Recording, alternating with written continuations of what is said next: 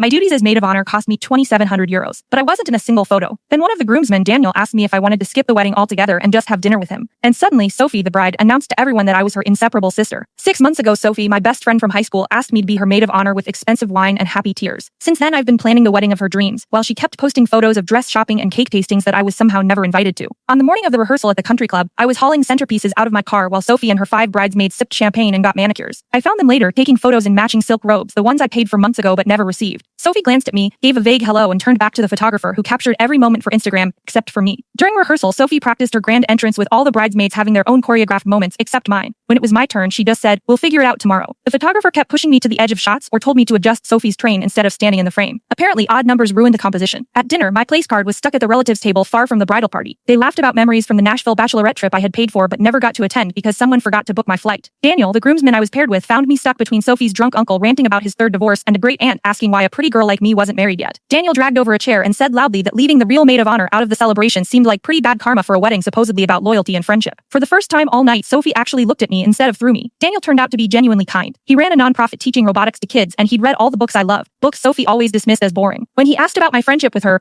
I admitted I'd spent €2,700 and all my vacation days on this wedding, only to be treated like unpaid help. My boyfriend wasn't even allowed to come because Sophie wanted odd numbers for the photos, and I wasn't in any way. While Sophie and the bridesmaids gave speeches about their incredible friendship, I was stuck making small talk about arthritis medication with elderly relatives. Sophie's brother even gave the toast I wrote because she said speaking next to me in public made her nervous, even though I'd won debate championships in college. Daniel said his sister would never let someone work so hard only to be excluded, and it made me realize how much I'd put up with. Then the wedding coordinator came over to ask about tomorrow's schedule, and Daniel said he was thinking about skipping the whole thing. Seeing everyone celebrate love while he was sitting alone didn't sound fun to him. He looked right at me and said, "We should just have dinner downtown tomorrow, somewhere real people can actually enjoy themselves, without assigned seats and forced smiles." I told him that sounded infinitely better than pretending everything was perfect at a wedding where my own boyfriend wasn't important enough to be invited. Suddenly Sophie materialized so fast she nearly knocked Daniel's drink out of his hand. She grabbed my wrist with her manicured nails, digging into my skin, and loudly announced that obviously her maid of honor would be at the center of everything tomorrow. Who else could be by her side on the most important day of her life, when we'd supposedly been planning it together since we were 12? The rest of dinner, Sophie dragged me into every conversation and photo, always standing between Daniel and me like a territorial guard dog. She kept loudly declaring to everyone that I was her inseparable best friend,